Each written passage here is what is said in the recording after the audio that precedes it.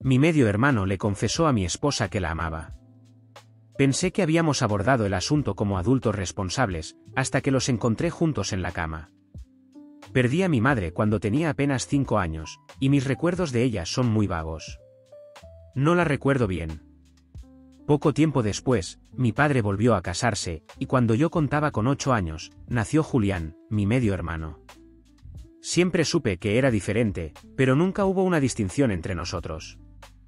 Lo traté como si fuera mi hermano y siempre lo llamé así. No fue hasta después de todo lo sucedido que empecé a verlo con la distancia que nunca había sentido. Mi madrastra me trató con respeto desde el inicio, sin intentar ocupar un lugar que no podía reemplazar, pero siempre mostrándome cariño. Desde pequeño, asumí el papel de protector de Julián. Lo cuidaba, y nuestra relación fue buena durante toda la infancia. Mientras él crecía, yo seguía mi camino. Finalicé la escuela y entré a la universidad, donde conocí a Valeria, quien se convertiría en mi esposa. Comenzamos a salir cuando yo tenía poco más de 20 años. Con el tiempo, nuestra relación se fortaleció, y tras 5 años de noviazgo, nos casamos.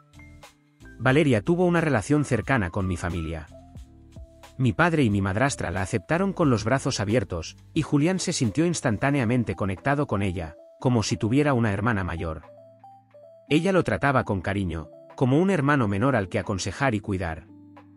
Nunca me generó desconfianza esa cercanía, al contrario, me tranquilizaba ver que mi hermano y mi esposa se llevaban bien. Julián solía pasar tiempo en nuestra casa. Al principio, porque era un adolescente que disfrutaba estar rodeado de gente, luego porque su universidad quedaba cerca de donde vivíamos y le resultaba conveniente. Tenía su propio espacio en casa de mi padre, pero a menudo venía a la nuestra a estudiar, descansar o simplemente a compartir. A veces se quedaba a dormir, y para nosotros era normal. Nunca vimos nada extraño en eso. Yo trabajaba en una empresa que me pagaba bien, y con el tiempo, logré un buen puesto. Valeria también tenía su empleo, pero era evidente que yo era el principal sostén. Mi sueldo era suficiente para mantenernos y, además, para ayudar a los demás. Yo asumí el costo de la universidad de Julián. Sentía que era lo mínimo que podía hacer por él, ya que lo veía como a alguien a quien había ayudado a criar. También les enviaba dinero a mi padre y a mi madrastra para que pudieran vivir tranquilos, pues él ya no estaba en condiciones de trabajar por su salud. Nunca lo vi como una carga, sino como una responsabilidad natural. Julián era un chico extrovertido y simpático, siempre rodeado de amigos. Sin embargo, nunca le conocí una novia formal. Podía salir con chicas y reírse, pero jamás presentó a alguien como su pareja. Pensaba que simplemente no estaba listo para compromisos serios. Todo parecía funcionar de manera armónica hasta que un día, la rutina dio un giro inesperado. Era un sábado cualquiera. Estábamos los tres en casa, Valeria, Julián y yo, viendo una película en la sala. Me levanté para ir al baño, y al regresar, Julián ya no estaba. Pregunté qué había pasado, y Valeria me dijo que se había ido de repente. Me sorprendió, pero más me impactó la expresión de ella, como si tuviera algo difícil que decirme. Se quedó en silencio un momento y luego, mirándome con calma, me reveló que mientras yo estaba en el baño, Julián le había confesado que estaba enamorado de ella. Lo soltó de golpe, sin rodeos, y luego se marchó. Quedé en shock. No supe cómo reaccionar. Ella notó mi expresión y se apresuró a aclarar que para ella, Julián siempre había sido como un hermano menor, que nunca lo había visto de otra forma. Me aseguró que estaba tan sorprendida como yo, que jamás imaginó que él pudiera sentir algo así. Valeria insistió en que lo mejor era que yo hablara con él, que ciegamente se había dejado llevar por sus sentimientos y lo había dicho sin pensar. Ella se mantuvo serena, sin dramatizar, como si buscara tranquilizarme. Me costaba asimilarlo. En mi mente, Julián era mi hermano, a quien apoyaba en todo, y ahora se había atrevido a decirle eso a mi esposa. Pero la forma en que ella lo contó me transmitió cierta seguridad. Al día siguiente, cité a Julián en un café cercano a la universidad. Cuando llegó, lo vi nervioso, con las manos inquietas y evitando mirarme a los ojos. Le pregunté qué había pasado y por qué lo había hecho. Bajó la mirada y comenzó a disculparse. Me dijo que no quería faltarme al respeto, que sabía que lo que había hecho estaba mal, pero que ya no podía seguir callando. Me confesó que llevaba años sintiendo algo por Valeria. Desde que empecé a salir con ella, cuando él aún era un adolescente, sintió una atracción que nunca pudo superar. Pensó que se le pasaría, que eran cosas de la edad, pero nunca desapareció. La veía como alguien inalcanzable, como un ideal, y cada año que pasaba, se confirmaba más. Dijo que jamás intentó nada porque me respetaba, que siempre trató de comportarse adecuadamente, pero que en la conversación del sábado no pudo contenerse más y lo soltó. Lo escuché con atención, tratando de mantener la calma. Fue incómodo, me dolía que hubiera guardado esos sentimientos todo este tiempo, pero al mismo tiempo me aliviaba que hubiera sido honesto al respecto. Le pregunté si en algún momento había intentado acercarse a Valeria de otra manera, si había buscado algo más. Me juró que no, que jamás la tocó ni intentó nada fuera de lugar, que lo suyo se había quedado en pensamientos reprimidos. Julián se disculpó varias veces, con los ojos llenos de lágrimas, como si llevara un peso enorme. Me dijo que yo era su ejemplo, que me respetaba como hermano mayor y como hombre, y que por eso se sentía tan mal. Según él, al confesarlo, solo buscaba liberarse y poner fin a algo que le hacía daño. En ese momento, lo único que se me ocurrió fue decirle que lo entendía, pero que debíamos establecer límites claros. Que, aunque lo consideraba mi hermano, no podía tolerar que volviera a suceder algo así. Él asintió, cabizbajo, y dijo que lo mejor era mantener distancia por un tiempo. Se despidió con un apretón de manos y se marchó. Esa tarde llegué a casa y hablé con Valeria. Le conté todo lo que Julián me había dicho y ella mantuvo la misma postura. Para ella, él siempre había sido un hermano menor, alguien a quien apreciaba, pero nada más. Yo también lo tomé así. En el fondo, me sentía tranquilo y confiado. Éramos adultos reaccionando de manera adulta y responsable. Incluso fue él quien habló con mis padres y les explicó la situación. Así que di el tema por cerrado de la mejor manera posible. Comencé a pensar que, ahora que había exteriorizado sus sentimientos, Julián finalmente le daría la oportunidad a otras mujeres que ciegamente había rechazado por lo que sentía hacia Valeria. En mi mente, la situación estaba controlada. Incluso llegué a sentir cierto alivio por haberlo confrontado a tiempo. Pensé que todo quedaría como una anécdota incómoda que en unos años recordaríamos sin rencor. Pero me equivoqué. Un martes cualquiera, salí antes del trabajo. Normalmente llegaba a casa cerca de las 7, pero ese día estacioné frente a la puerta poco después de las 5. Entré con mis llaves, en silencio, esperando encontrarla cocinando o descansando en la sala. Lo que encontré fue otra cosa. Al abrir la puerta del dormitorio, me topé con una escena que jamás pensé ver. Valeria y Julián estaban en la cama, desnudos, besándose como si no existiera el mundo. Por un segundo me quedé paralizado. Mi mente tardó en registrar lo que veía.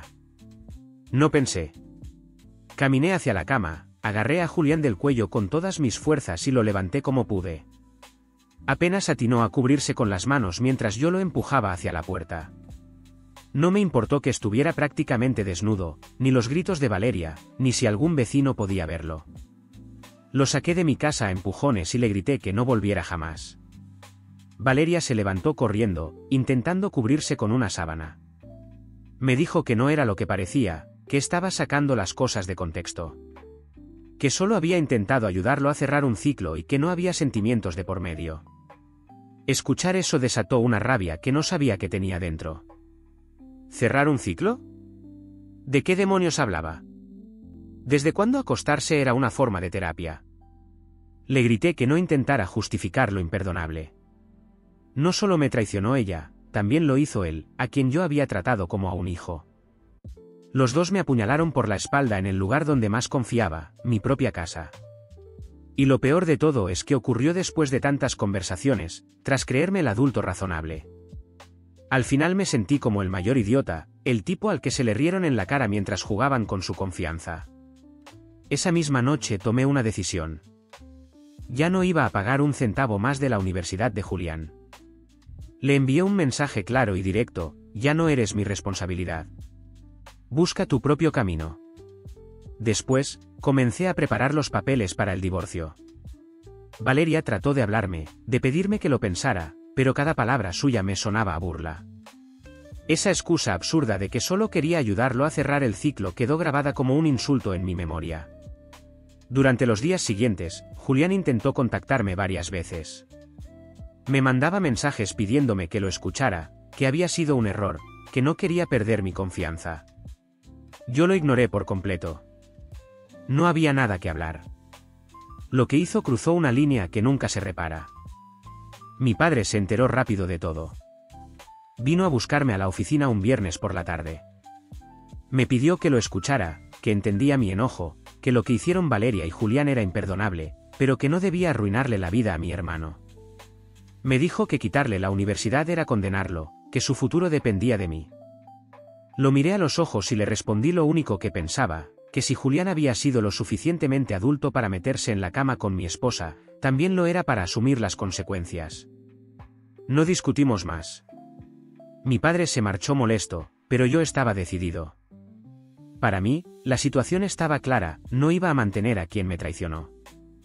Hablé con un abogado y me explicó que, a pesar de las pruebas de infidelidad, en nuestro estado eso no influía en la división de bienes. Me dolió escuchar que la casa que habíamos comprado juntos tendría que venderse y repartirse a la mitad, pero en ese momento lo único que me importaba era sacarla de mi vida. La convivencia se volvió insoportable. Pasamos semanas bajo el mismo techo hasta que finalmente la saqué de la casa. Recuerdo que la noche en que se fue, intentó tener una última conversación. Me dijo que no amaba a Julián, que solo me amaba a mí, que lo que había pasado fue una confusión absurda. Yo le respondí con ironía que entonces probara suerte con mi hermano, que ahí lo tenía, libre para ella. Se quedó callada, llorando, y al final salió con sus maletas. La rabia que sentía en ese momento era indescriptible. No solo me engañó la mujer con la que había compartido casi una década, también lo hizo alguien a quien yo le pagaba todo. Esa doble traición me quemaba por dentro. Pero con el tiempo me enteré de que Julián seguía asistiendo a clases. Al principio pensé que tal vez había conseguido un trabajo, pero después descubrí que mis padres estaban usando el dinero de la asignación que yo les daba para cubrir sus estudios.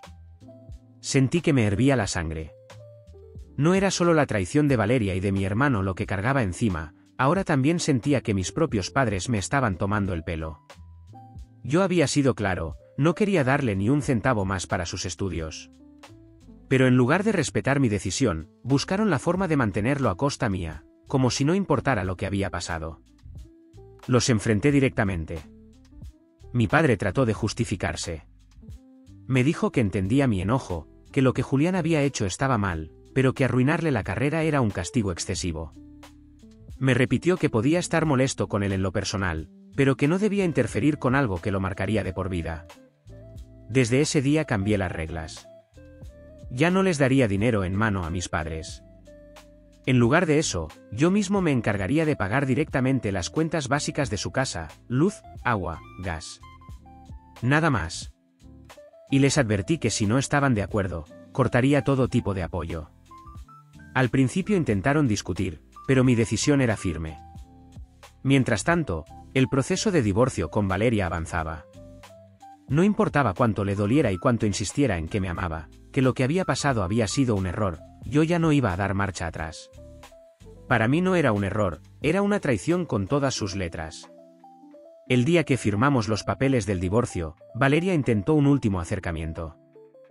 Me dijo que a pesar de todo lo sucedido, solo me amaba a mí, que nunca había sentido nada por Julián y que lo que pasó fue una confusión absurda.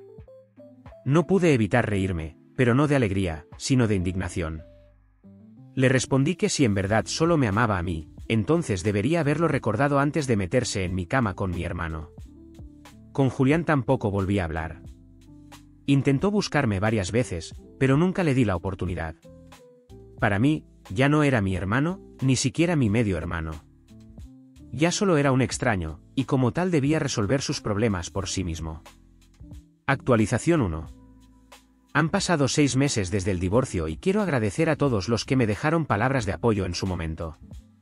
Ahora que miro todo con distancia, pienso que algunos exageraron cuando me dijeron que debía cortar toda relación con Julián desde el momento en que me confesó lo que sentía por Valeria. No estoy de acuerdo con eso. Yo no siento que actúe mal al intentar hablarlo como adultos.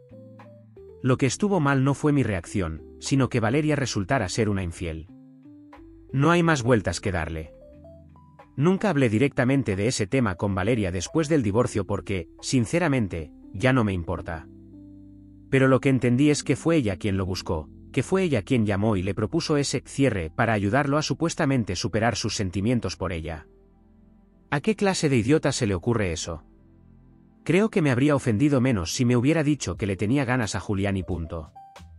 Respecto a sus preguntas de cómo van las cosas, con Valeria corté todo contacto. Eso sí, antes de hacerlo hablé con toda su familia para explicarles exactamente por qué me estaba divorciando, para que después no me vinieran con historias raras culpándome a mí.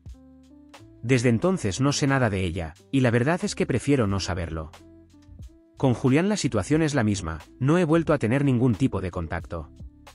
Lo único que me llegó por terceros es que dejó un ciclo en la universidad porque, según él, estaba trabajando. Lo que sí es que las cosas con mis padres están mal.